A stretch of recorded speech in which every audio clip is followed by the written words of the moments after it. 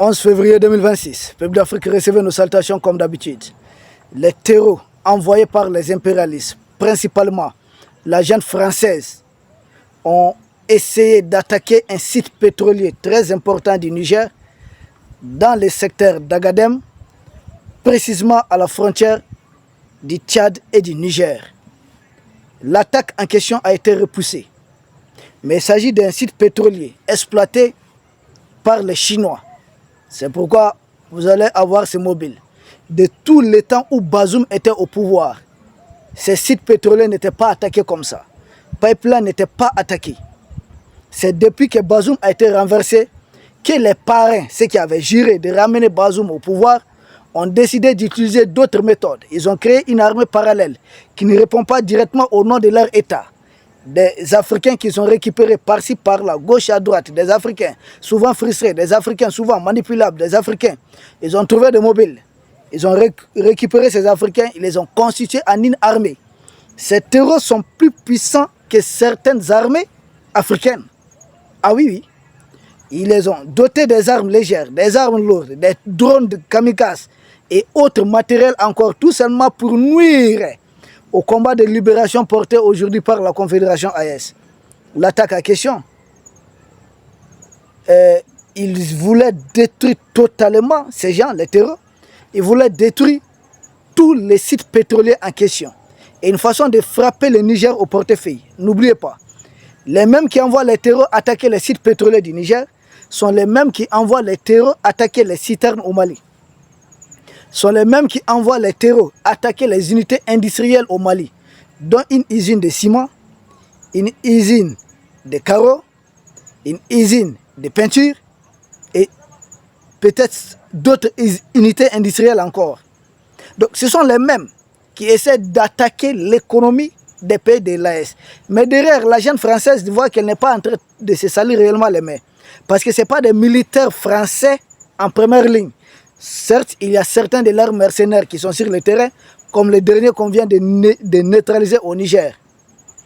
Mais le gros de l'eau est constitué des Africains. Ils ont trouvé des gens, des chairs à canon, des gens qui doivent mourir pour leur cause. Même chose en Ukraine, où ils ont trouvé des gens qui doivent faire leur boulot à leur place. Oui, avec Zelensky, même chose. Donc ici en Afrique, ils sont en train de manipuler certains Africains qui se comportent en terroristes. Souvent, vous demandez c'est quoi le mobile. Ils ont fait dire ici partout qu'ils sont là pour lutter en faveur, je ne sais pas de quoi, du djihad, l'islam et autres. D'accord. Mais seulement dans les faits. Ils vont s'attaquer à des unités industrielles. Dans les faits, ils vont s'attaquer à un aéroport. Dans les faits, ils s'attaquent au symbole du pouvoir. Ils s'attaquent, ça n'a rien à voir avec ce qu'ils disent. Et si c'est leur guerre de religion, pourquoi simplement, pourquoi exclusivement les trois pays de l'AES? Pourquoi exclusivement les trois pays de l'AES? Donc ils sont allés attaquer. Et des informations dont nous disposons, les terreaux en question, dans leur débandade, parce que la contre-attaque de l'armée du Niger a été foudroyante.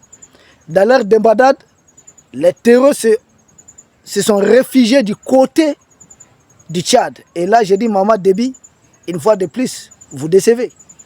C'est pourquoi quand il avait fait tous ces bouquins qu'il allait chasser les militaires français ou autres, nous avions appelé à la prudence. Moi, je ne crois pas personnellement. Il reste que c'est lui, l'un des rares présents pour lesquels Emmanuel Macron a effectué les déplacements pour aller l'introniser au pouvoir. Et sa dernière visite au Niger, il y a un journaliste français d'investigation, Thomas Gentrich, qui a fait certaines révélations qui nous semblent beaucoup plus plausibles. Son voyage récemment en France, ça impliquait certaines transactions. Il faudrait monnayer. Maman Déby aurait permis l'installation de deux groupes terroristes à la frontière Niger-Tchad. C'est ce qu'il a fait.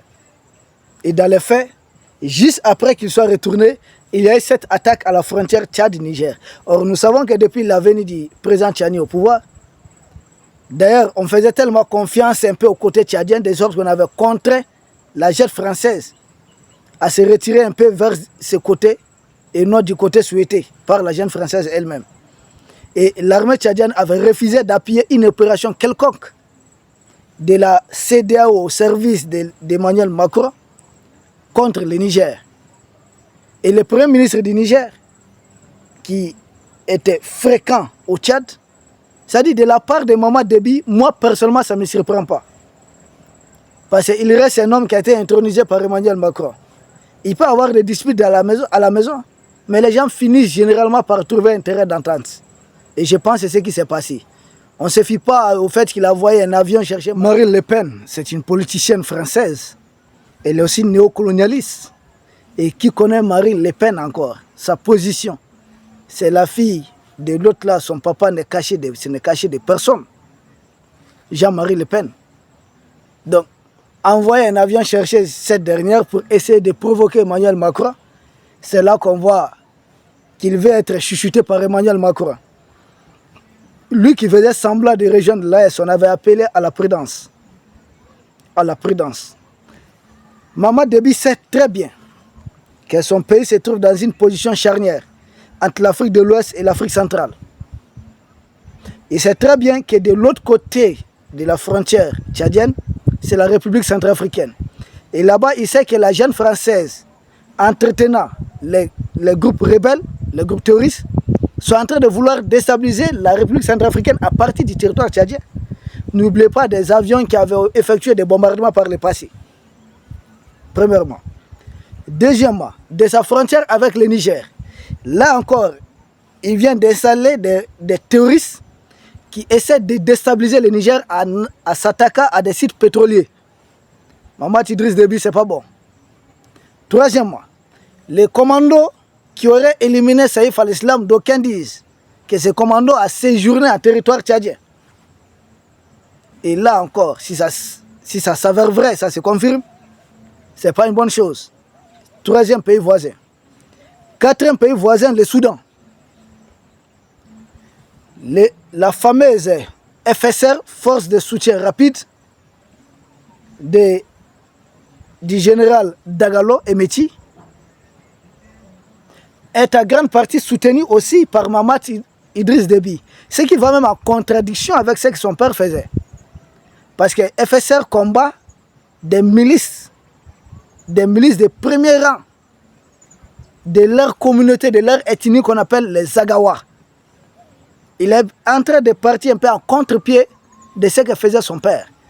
Donc il se retrouve derrière des groupes terreux qui attaquent 4 pays frontaliers.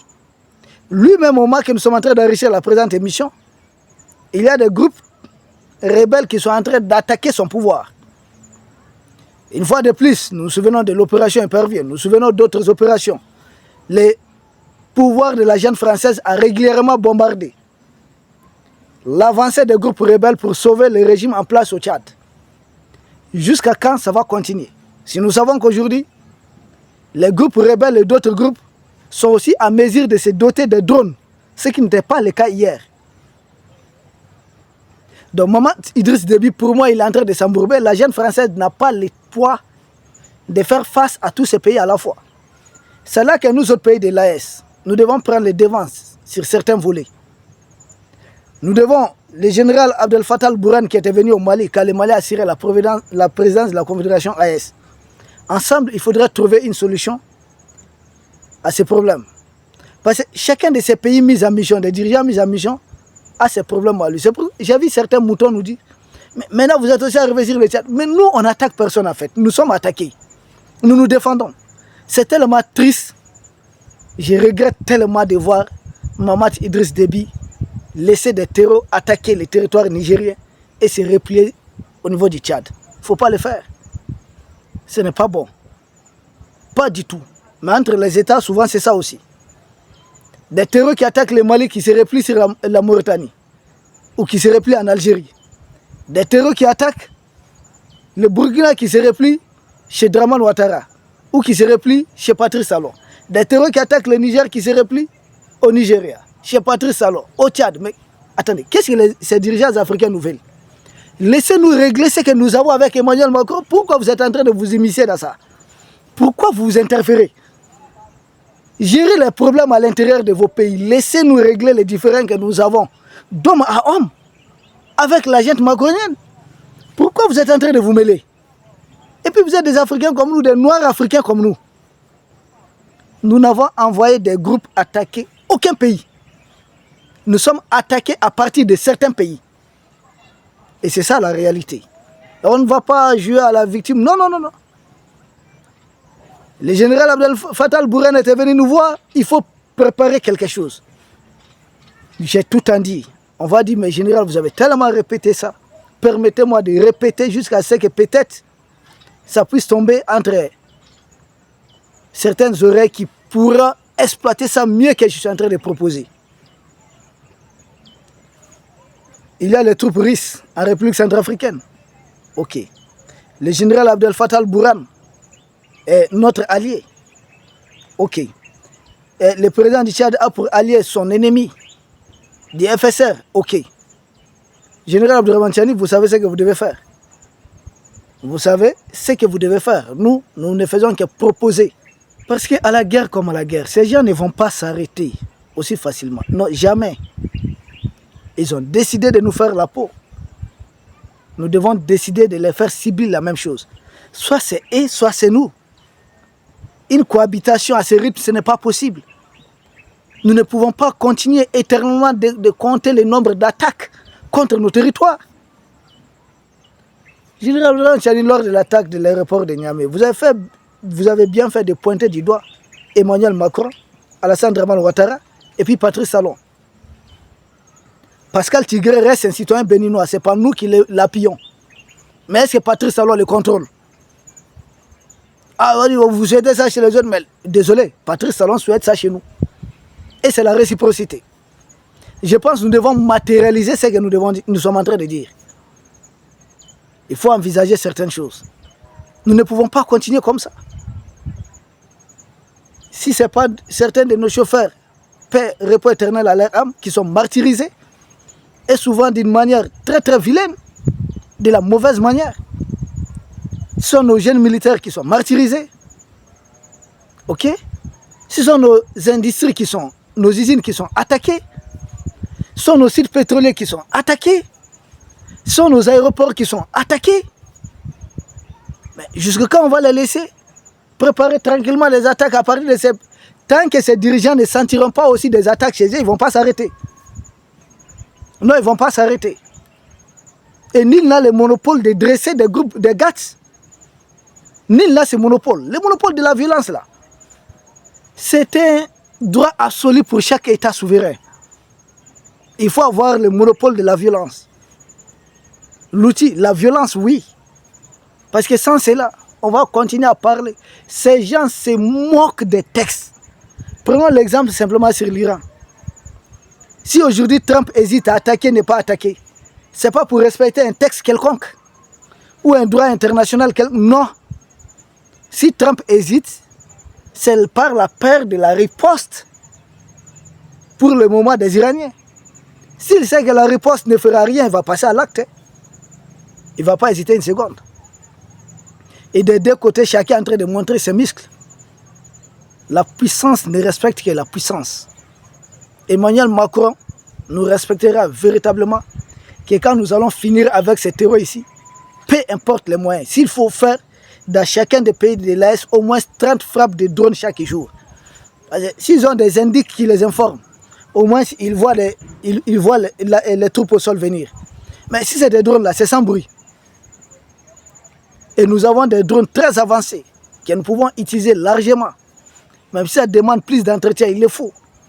Nous sommes des pays en guerre. Et tous les moyens sont bons pour gagner cette guerre. Tous les moyens. On ne va pas lésiner sur les moyens. Mais comment est-ce qu'on peut... N'importe quel dirigeant qui se lève un beau matin, il va chez Emmanuel Macron. Et puis le lendemain, nous, on subit des attaques. Jusqu'à quand ça va continuer? Jusqu'à quand? Mais ils n'ont pas le monopole. Livrer les drones au terreau, là. Les drones kamikazes, mais tout le monde peut le faire.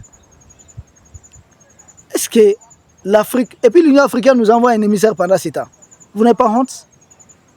Dites aux pays membres de l'Union africaine d'arrêter d'héberger des terreaux des impérialistes contre nous. C'est ça l'Union africaine. Sinon, ça sert à quoi? Rien. Peuple d'Afrique, nous vous remercions. Nous espérons vraiment que l'AS doit lancer une contre-attaque. Et ce n'est pas nous qui attaquons. Ils ont dressé des terreaux et les terreaux là, sûrement ils ont perdu leur contrôle et ils peuvent se retrouver partout. Quand vous décidez d'élever des serpents dans votre maison, ne soyez pas surpris d'en retrouver souvent dans votre pantalon. Nous vous remercions et à très bientôt.